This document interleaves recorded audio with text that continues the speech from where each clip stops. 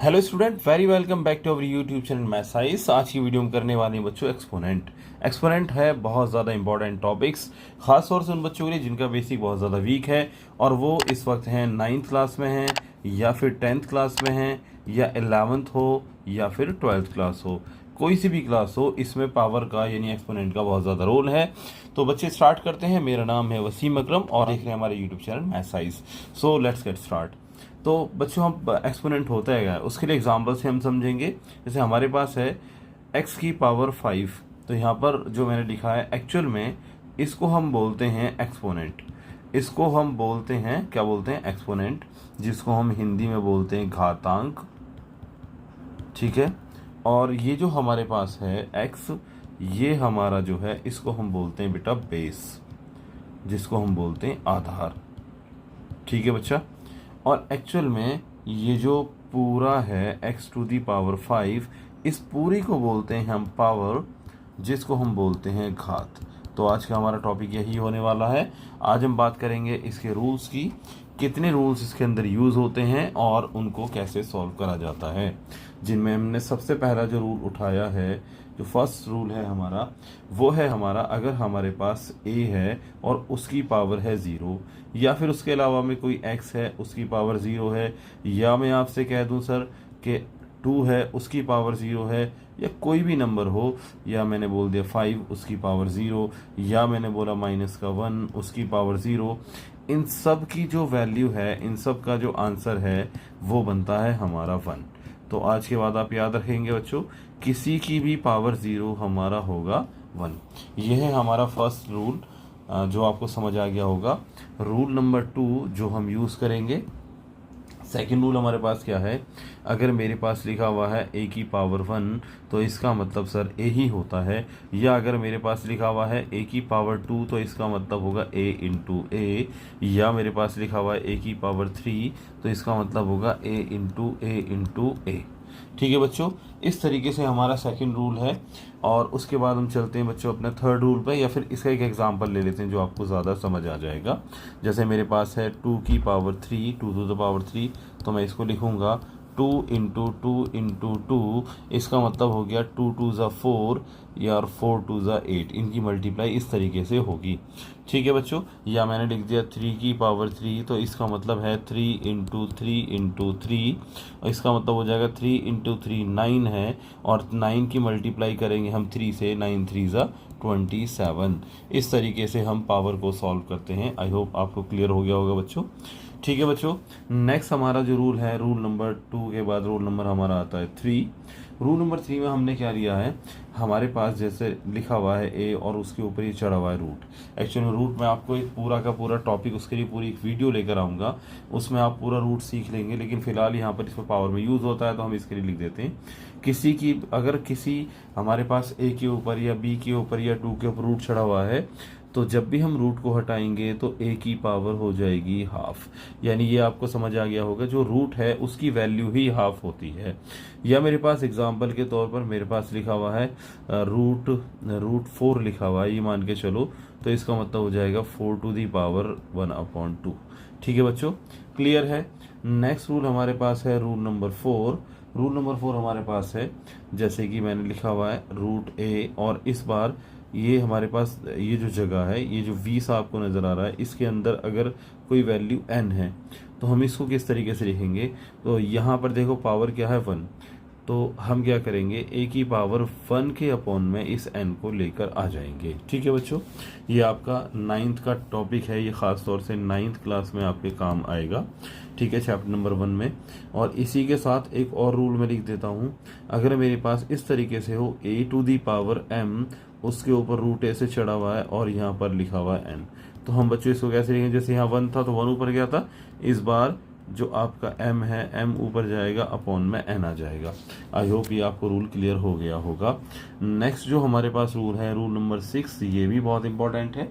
Rule number 6 हमारे पास क्या, अगर मेरे पास कोई वैल्यू हो, कोई पावर हो, जैसे a to the power minus का m, यानी पावर माइनस में है, या तो हम उसको ऐसे लिख देंगे 1/a to the power plus का m। जैसे ही हम उसको पलटेंगे, क्योंकि इसके बटे में कुछ नहीं है, तो 1 तो है, और मैं इसको पलटना चाहता हूँ, 1 को ऊपर लिया है, इसको नीचे लेकर आऊँगा, जब मैं 1 को ऊपर लेकर जाऊंगा और a को नीचे लेकर आऊंगा तो इसके साइन बदल जाएंगे। अब देखो 1 का साइन तो 1 की पावर 1 है, तो माइनस में जाकर भी 1 ही रहेगा, उससे कोई फ़र्क नहीं पड़ता, लेकिन ये हम इस तरीके से लिख देंगे। ठीक है बच्चों, इसके लिए एग्जांपल आप चाहें तो ले सकते हैं।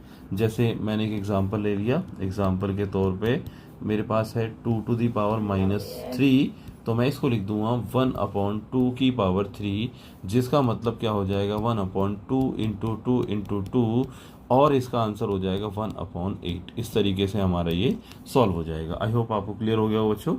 चलते हैं अपने रूल नंबर 7 की तरफ। रूल नंबर 7 हमारे पास क्या है? रूल नंबर 7 के लिए मैंने एक रूल उठाया है a/b उसकी पावर m। ठीक है बच्चों, पहली बात तो आपको याद रखना है, जो पावर है वो डिस्ट्रीब्यूट हो जाती है, यानी a के ऊपर भी पावर m आ जाएगी और b के ऊपर भी पावर m आ जाएगी। इस तरीके से अगर लिखा हुआ हो बच्चों, इस तरीके से अगर लिखा हुआ हो तो आप उसको ऐसे लिख सकते हैं। मैं आपको क्या बताना चाहता हूँ, जैसे कि हमारे पास यहाँ पर ये बेस अलग है, इसका बेस अलग है यानी आधार अलग है, लेकिन पावर दोनों की सेम है, तो सेम पावर एक चढ़ जाएगी पूरे के ऊपर। ठीक है, याद रहेगा बच्चों। हम ले लेते हैं रूल नंबर 8। रूल नंबर 8 की तरफ चलते हैं। तो रूल नंबर 8 के लिए हमने लिया है, अगर मेरे पास है a⁻m और है और है हमारे पास में a⁻n। अब आपको ध्यान देना है, अगर जैसे मेरे पास यहाँ पर है a और a दोनों बेस सेम हैं, बट यहाँ पर हमारी पावर अलग है, तो ऐसे केस में एक बेस रखकर पावर को ऐड कर देंगे m+n। ये बहुत ज़्यादा इंपॉर्टेंट रूल है जो बहुत ज़्यादा काम आता है। जैसे मेरे पास है, एग्जाम्पल ले लेते हैं हम इसके लिए। मेरे पास एग्जाम्पल है 2⁻³ इंटू 2⁻4, इसका मतलब हो जाएगा 2⁻3 + 4 और हम इसको लिख देंगे 2⁻7। ठीक है बच्चों, आपको क्लियर हो रहा होगा। नेक्स्ट हमारे पास जो रूल है, रूल नंबर 9, ये भी इम्पॉर्टेंट है और बहुत ज़्यादा इम्पॉर्टेंट है। अगर इस बार मेरे पास a⁻m है और b⁻m है, तो आप देख सकते हैं कि यहाँ पर हमारा बेस बिल्कुल अलग है दोनों, लेकिन पावर सेम है। तो ऐसे केस में हम क्या करेंगे, बेस आपस में मल्टीप्लाई हो जाएंगे, गुणा हो जाएंगे और इनके ऊपर पावर चढ़ जाएगी सेम। ठीक है बच्चों, एग्जाम्पल ले लेते हैं इसके लिए भी। हमारा एग्जाम्पल है, जैसे हमारे पास है 2⁻3 है इंटू 3⁻3 है, तो ऐसे केस में 2 × 3 हो जाएगा, उस पूरे की पावर हो जाएगी 3। इसका मतलब क्या हुआ, 2 3 6, 6 की पावर 3, और 6 की पावर 3 का मतलब आपको पता है 6 × 6 × 6, जिसको हम लिखते हैं 216। ठीक है बच्चों, ये हमारे पास 9 रूल हो चुके हैं। हम नेक्स्ट रूल ले लेते हैं, रूल नंबर 10। चलो हम यहाँ लिख लेते हैं। रूल नंबर 10 हमारे पास होने वाला है, जैसे कि मेरे पास a⁻m है और मैंने उसको डिवाइड करा a⁻n से। तो आप डिवाइड दो तरीके से है, एक तो ये है, मैं इसको पहले इससे बता देता हूँ। तो यहाँ पर आप देख सकते हैं सर, बेस तो है आपका सेम लेकिन पावर है अलग अलग। ऐसे केस में क्या होगा, हम सीधे लिखेंगे a⁻m-n, यानी अगर डिवाइड बीच में लगा हुआ है तो पक्की बात है आपकी पावर माइनस हो जाएगी। एग्जाम्पल ले लेते हैं इसके लिए और ज़्यादा समझ आएगा। जैसे मैंने लिखा 2⁻3 डिवाइड बाई 2⁻2, तो इसका मतलब हो जाएगा 2⁻3 - 2 और इसका आंसर आ जाएगा 2⁻1 और इसका मतलब होता है 2। ठीक है बच्चों, क्लियर हो गया। इसका दूसरे तरीके से हम लिखते हैं, मैं इसको और करके लिख देता हूँ, चेंज कर लेते हैं कलर, और करके लिख देता हूँ। ये ऐसे भी हो सकता है सर, a⁻m अपॉन में a⁻n डिवाइड तो ऐसे भी होता है, तब भी ये ऐसे ही लिखा जाएगा a⁻m - n। ठीक है, एग्जाम्पल करने की शायद ज़रूरत नहीं है, फिर मैं आपको एग्जाम्पल इसका भी बता देता हूँ। जैसे मैंने लिखा 2⁻3 और ये हो गया 2⁻2, तो ये हो जाएगा 2⁻3 - 2 और रिजल्टेंट अगेन 2 ही आ जाएगा। ठीक है बच्चों, समझ आ गया आपको। अब चलते हैं अपने रूल नंबर 10। हमारे पास 10 रूल हो चुके हैं। आई होप यहाँ तक आपको बहुत अच्छे समझ आ गया होगा। रूल नंबर 11 हमने लिया, ये भी बहुत ज़्यादा इंपॉर्टेंट है। रूल क्या है हमारे पास, a⁻m और उसकी पावर n, चाहे कितनी भी हो सकती है, चाहे तो हम ऐसे लिखते हैं उसकी पावर p भी लिख दो। तो इसका मतलब क्या हो जाएगा बच्चों कि a⁻m आपस में मल्टीप्लाई हो जाएंगे m × n × p।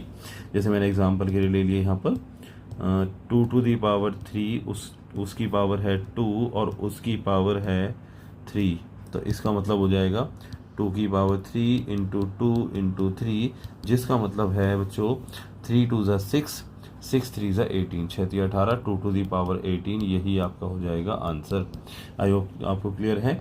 Next rule की तरफ चलते हैं। रूल नंबर 11 के बाद रूल नंबर 12 है हमारे पास में। रूल नंबर 12 इस तरीके से, ये बहुत अच्छा रूल है, ए बाई बी, मैंने लिखा है ए बाई बी और उसकी पावर है माइनस का n। तो अगर मैं इसके फ्रैक्शन को चेंज कर दूं, यानी मैं लिख दूं b बाई ए, तो आप देखेंगे पावर का साइन बदल जाएगा।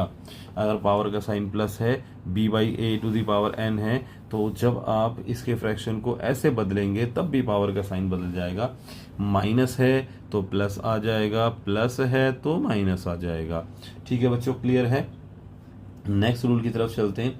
नेक्स्ट वाला रूल है रूल नंबर 13, और रूल नंबर 13 हमारे पास कुछ इस तरीके से है कि a to the power minus n है, b to the power minus का m है। अब मैं अगर इनके फ्रैक्शंस को बदलता हूँ, मैं कहना क्या चाहता हूँ, मैं चाहता हूँ कि अगर ये b ऊपर आ जाए और a नीचे आ जाए, तो ऐसे केस में होगा क्या, b टू दी पावर हो जाएगा प्लस का m और a टू दी पावर हो जाएगा प्लस का n। यानी ऊपर नीचे करने से यहाँ पर पावर का साइन बदल जाएगा। यहाँ तक आपको पूरे के पूरे रूल समझ आ गए होंगे बच्चों। तो यही हमारे पावर या एक्सपोनेंट के रूल हैं जो कि बहुत ज़्यादा इम्पॉर्टेंट हैं। आई होप ये आपको समझ आए होंगे। अगर आपको ये वीडियो अच्छी लगी हो तो ये वीडियो ख़ास तौर से आप अपने दोस्तों में शेयर कर सकते हैं ताकि उनको भी बहुत ज़्यादा फ़ायदा हो। तो आप प्लीज़ इस वीडियो को शेयर करें, चैनल को सब्सक्राइब करें और वीडियो को लाइक करें।